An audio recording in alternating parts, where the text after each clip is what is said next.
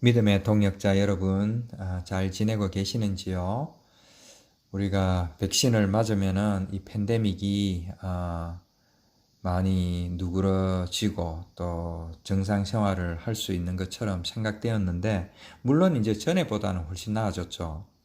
그런데도 아직 이것이 완전히 옛날처럼 될 기미가 그렇게 보이지 않고 있습니다. 특히 델타 변이 때문에 오히려 또 뭐 감염자가 더 늘어나고 있다고 하니까, 그리고 또 감염자가 많다고 해서 무조건 위험하냐 또 위험하지 않느냐, 백신이 유해하냐 무해하냐 뭐 이런 것들로 사실 좀 혼란스러운 부분이 많지만은, 우리가 그 가운데서도 진리의 말씀만을 붙들 수 있다면은 뭐 그렇게 염려할 필요가 없지 않냐 하는 생각이 듭니다. 자, 이 팬데믹 가운데 우리가 이제 전통적인 어떤 교회상이 많이 변형이 된 것이 아닌가 하는 것입니다. 우리가 그전에는 주일 아침이 되면은 일찍 교회에 가서 성가 연습도 하고 찬양대도 서고 또 예배를 1시간 정도 그 프로그램에 맞게 드리고, 또 점심 먹고 또 성경 공부도 또 따로 일단 만나서 또 하고, 식당 사역도 하고, 또 주일날 그렇게 하고 나서 또 주중에 또 뭐 구역 모임이나 아니면 또 다른 모임, 또 금요 또 토요 뭐 모임도 있고, 또 주중에는 새벽 기도도 있고, 뭐 여러 가지 모임들, 그런 전통적인 모임들을 전혀 못하게 되고 전통적인 모습들이 지금 많이 바뀐 어떤 그런 상태가 아닌가 하는 것입니다. 그 속에서 물론 이제 뭐 대부분은 괜찮다라고 생각을 하지만은, 그래도 어떤 분들은 또 조금 연세가 있으신 분들은 거기에 대해서 되게 안타까워 하시고 또 불안해하는 어떤 그런 부분도 있지 않을까 하는 것입니다. 물론 이제 1년 반, 뭐 거의 뭐 2년 정도 되어 가면서 그런 것에 이제 면역이 생겨서, 이 코로나 바이러스에 면역이 생겨야 되는데 또 그런 것에 면역이 생겨서 뭐 그래도 그만 안 그래도 그만 이제 뭐 그 정도로 되신 분들이 많겠지만은, 그럼에도 불구하고 우리가 매주 주일날마다 이렇게 믿음 생활을 해도 되나, 이렇게 신앙 생활을 해도 되나 라는 어떤 조그마한 염려라도 있다면은, 오늘 우리가 말씀을 통해서 그런 것들을 잘 규명하면은 그런 것에 자유함을 누리고 또 더 어떻게 보면 믿음 생활을 잘 할 수 있지 않을까 하는 것입니다. 그래서 오늘 제목을 성전 건축의 오류라는 조금 자극적인 제목을 한번 정해봤습니다. 그리고 본문 말씀은 사무엘하 7장 11절 말씀 후반절에 보면은, 여호와가 또 내게 이르노니 여호와가 너를 위하여 집을 짓고 라는 말씀을 가지고 오늘 말씀을 한번 나누어 보겠습니다. 그래서 이 우리가 지금 현대는 이제 교회잖아요. 그죠? 그런데 이제 사실 우리가 교회라고 하는 것은 그리스도인들이 모이는 장소, 그 건물, 예배당을 이제 우리가 교회라고 하는데, 그 예배당을 우리는 때때로 성전이라고 부르기도 하죠. 그래서 조금 전에 우리가 팬데믹 가운데 교회의 어떤 전통적인 모습이 많이 바뀌었다라고 했을 때에, 그러면은 그 성전이 무엇인지 또 교회가 무엇인지 그러한 것들을 말씀을 통해서 잘 조명을 하다 보면은, 뭐 팬데믹 때문에 우리가 어떻게 되어도 그 속에서 말씀 속에서 자유함을 누리고 살아갈 수 있지 않을까 하는 것입니다. 그래서 성전 건축, 이제 성전 그러면은 우리가 잘 알다시피 장막과 성막 안에 이제 그 법궤가 있고, 그것 중심으로 이제 이스라엘 백성들이 생활하다가 이제 가나안에 들어와서 이제 정착을 하게 되고, 그때에 이제 다윗이라는 걸출한 인물이 나오게 되죠. 우리가 잘 알다시피 뭐 다윗은 목동이었다가 그 골리앗 장군을 뭐 물맷돌로 한순간에 쓰러뜨리고 이제 영웅이 되는 것이죠. 일약 스타가 되는 것이죠. 그러면서 이제 사울 그 왕궁에 같이 거하게 되고, 거기에 이제 거하는 동안에 뭐 백성들이 사울이 죽인 자는 천천히요, 다윗이 죽인 자는 만만히요, 뭐 그런 노래를 부르는 바람에 또 뭐 노래뿐만 아니라 다윗이 훨씬 인기가 좋으면서 뭐 골리앗을 죽였으니까 뭐 오죽하겠어요. 그죠? 이 사울이 이제 시기와 질투를 하게 되고 다윗을 죽이려고 하는 것이죠. 그래서 이제 다윗은 이제 도망하게 되는데 어느 날 뭐 어느 한 날은 그 사울이 뭐 어떤 굴에서 뭐 볼일 볼 때에 그 죽일 수 있는 기회도 있었는데 하나님이 이 기름 부어서 세우신 종이라고 안 죽이죠.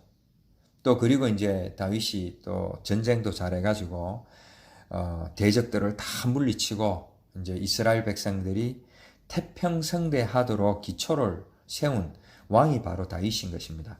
그런 다윗이기 때문에 다윗은 정말 그 구약 성경의 인물들 가운데 아주 독보적인 인물이 될 수밖에 없는, 또 더군다나 예수님이 다윗의 혈통에서 또 나게 되잖아요.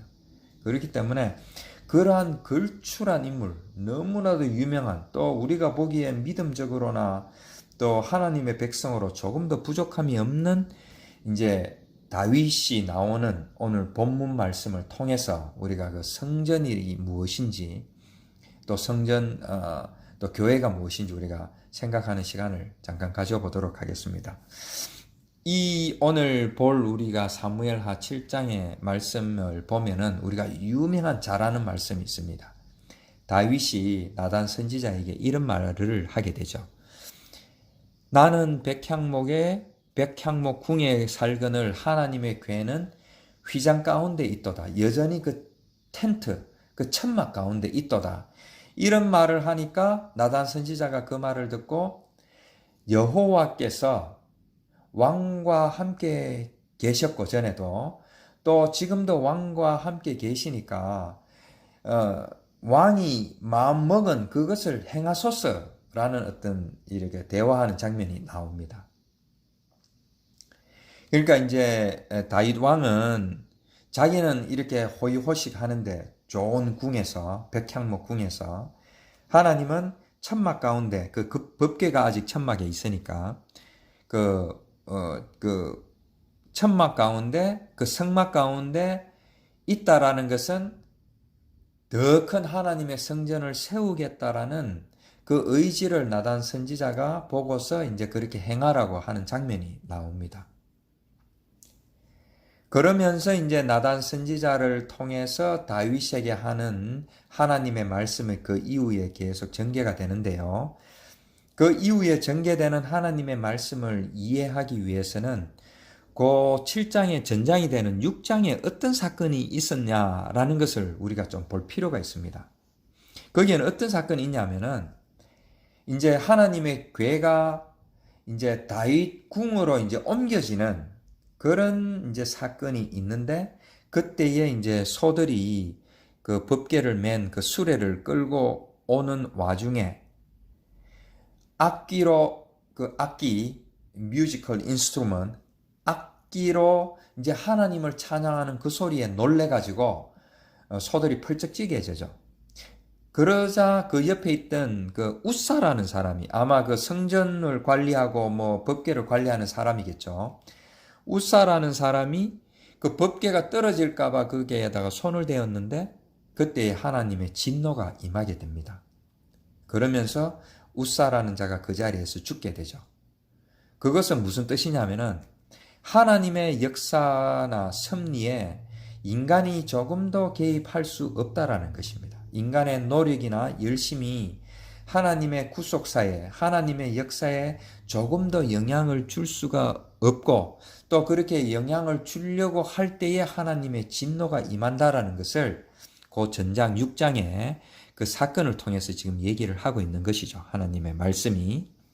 그러면서 오늘 7장에 오는데 얼핏 보면은 대단한 일입니다. 그런 다윗이 아까 조금 전에도 말했던 그런 하나님의 백성, 그리고 하나님도 가끔 다윗을 나의 종 다윗이라고 불릴 정도로 그렇게 위대한 다윗 왕이 자기는 이 백향목 궁에 거하고 있는데 하나님은 그렇지 못하다라는 것을 안타까워하면서 하나님의 성전을 지을 구상을 이제 하게 되는 것이죠. 그러니까 그 얘기를 이렇게 보면은 전혀 뭐 이상할 것도 없고, 역시 다윗 왕이 그렇게 마음먹은 것은 타당하다. 그럴 수밖에 없다라고 우리가 생각은 할 수가 있을 것입니다. 그러나 그 다음에 이어지는 하나님의 말씀이 사실은 대반전이죠. 느닷없이 다윗과의 언약을 체결을 합니다. 얼핏 보면은 다윗 왕이 그 하나님의 그 성전을 건축하려고 마음먹은 것에 하나님이 감동을 해서 이런 언약을 세우는 것 같지만은 그 7장 5절, 6절, 7절에 보면은 전혀 그렇지 않다라는 것입니다. 거기에 보면은 여호와께서 이와 같이 말씀하시되 네가 나를 위하여 내가 살 집을 건축하겠느냐?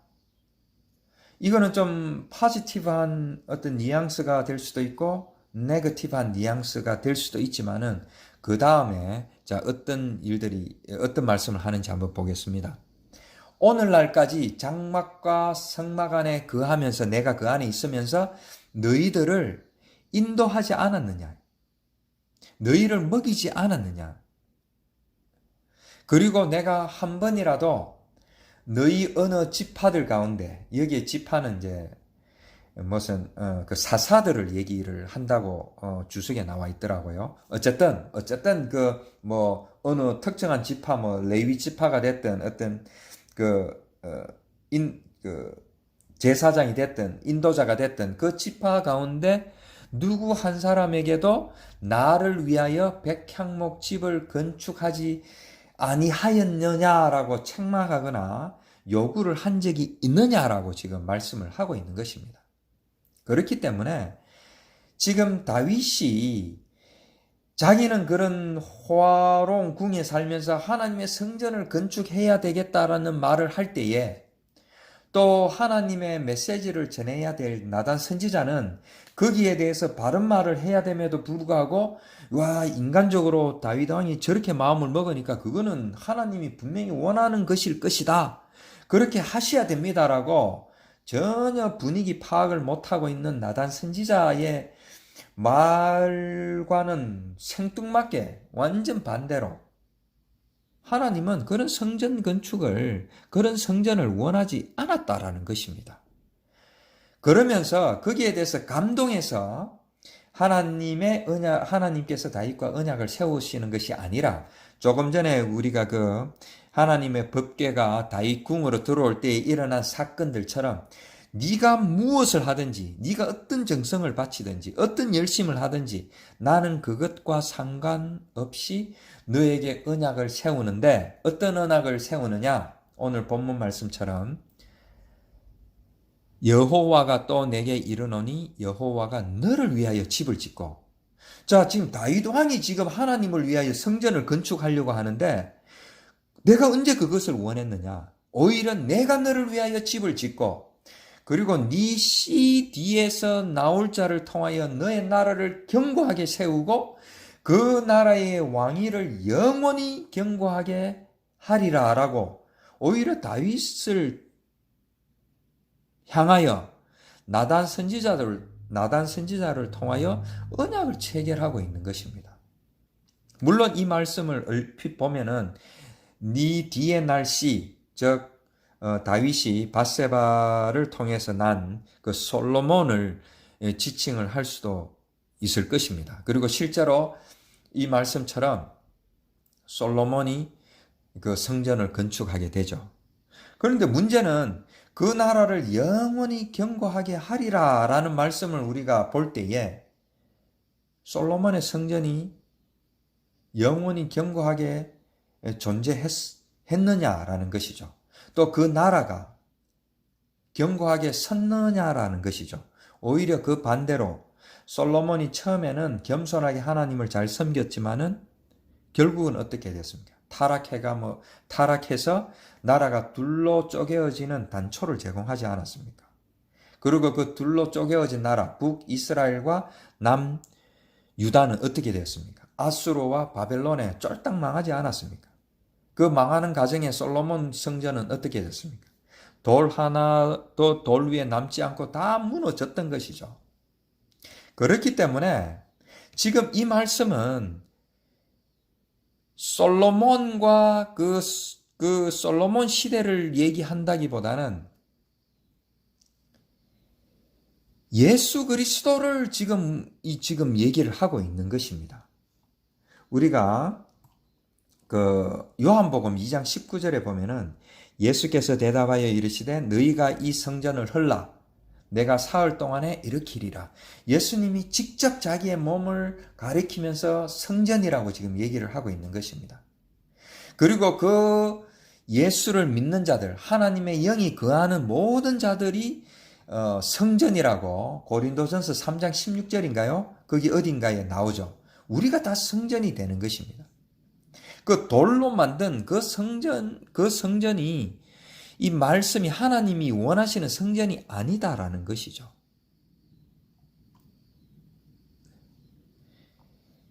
그럼에도 불구하고 이 다윗 왕과 나단 선지자는 그 눈에 보이는 그 성전을 짓고자 또 그렇게 알아들었던 것이죠.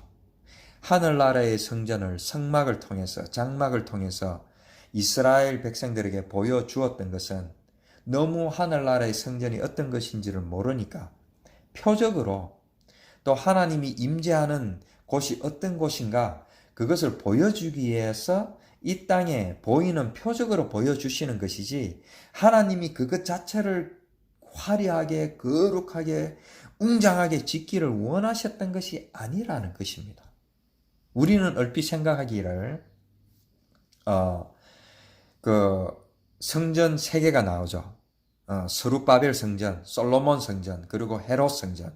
물론 순서는 솔로몬 성전, 스룹바벨 성전, 그리고 헤롯 성전이지만은 그러한 성전들을 중심으로 이스라엘 백성들이 하나님을 섬겼던 것을 우리가 기억할 때에 절기마다 거기에서 제사를 드리고 했던 것을 기억할 때에 그것은 하나님이 원하셨던 것처럼 우리가 생각하기 쉽지만은 오늘 본문 말씀에 그것을 원하지 않으셨다라는 것을 우리는 반드시 기억을 해야 될 것입니다. 하물며 구약에서도 원하지 않으셨던 그 성전을 이 신약 시대, 은혜 시대에 와가지고 우리가 그 건물 예배당을 성전처럼 생각하는 것은 가당키나 한 것입니까? 그것을 성전이라고 하면서 거기다가 번쩍번쩍거리는 십자가를 걸고 강단을 높이고 크리스탈 강대상을 갖다 놓고 교회를 치장하고 겉으로는 세상 사람들도 부러워할 만큼 그 유리로 해가지고 삐까번쩍하게 또 십자가를 높이 세우고 그러한 것들이 과연 성전이 될 수 있겠습니까? 오늘 본문 말씀에 비추어 볼 때에 그리고 우리는 또 그런 곳에 가야지 더 파이프 오르간에 맞춰서 더 웅장하게 하나님을 찬양할 수 있을 것 같고 그런 데 가서 망언 기도를 하고 새벽 기도를 하고 또 체력 기도를 해야지 우리가 원하는 건강과 물질과 자녀의 축복들을 얻을 수 있는 것 같고 거기에 가서 예배를 드려야지 하나님께서 흠양하시는 것 같은 왜 그런 생각을 할 수밖에 없는 지경에까지 이르게 됐을까요? 물론 그러한 것들이 무조건 잘못됐다라고 얘기하는 것은 아니죠. 얼마든지 믿음의 동역자들끼리 교제하면서 말씀을 보고 또 찬양을 하고 할 수 있을 것입니다. 그러나 우리는 그것이 꼭 구약시대의 성전인 마냥 오늘 본문 말씀에 의하면은 하나님께서는 그런 성전조차 원하지 않으셨는데도 불구하고 왜 우리는 그것을 꼭 그곳에만 하나님께서 임재하시는 것처럼 여기면서 믿음 생활을 이어갈 수밖에 없었을까요? 오늘 이 다윗의 이 심정을 우리가 조금 봐야 될 필요가 있을 것입니다. 다윗은 대단한 인물이지만은 그 속에는 자기의 어떤 종교적인 신념과 어떤 열심을 나타내고자 하는 그런 어떤 것들이 보이지 않으십니까? 하나님은 분명히 그걸 원하지 않는다고 하는데도 굳이 자기 생각대로 또 거기에다가 나단 선지자까지 맞장구를 쳐주니까 그 성전을 짓기 위하여 이제 준비를 하는 것이죠. 얼마나 다윗이 또 솔로몬이 헛삽질을 하는지 우리가 다음 시간에 한번 보도록 하겠습니다. 오늘 이 사무엘하 17장 1절에서 15절 말씀을 한 번 이상 자세히 한번 읽어보세요. 이 말씀은 정말 구약 전체의 핵심 중에 핵심적인 말씀이 되는 것입니다. 그리고 다윗 왕에게 세운 언약일 뿐만 아니라 우리에게 세우시는 하나님의 언약이 되는 것입니다. 그렇기 때문에 무엇이 가짜고 무엇이 진짜인지를 이 말씀을 통하여 우리가 분명히 분별할 수 있어야 될 것입니다. 다음 시간에 다시 뵙도록 하겠습니다.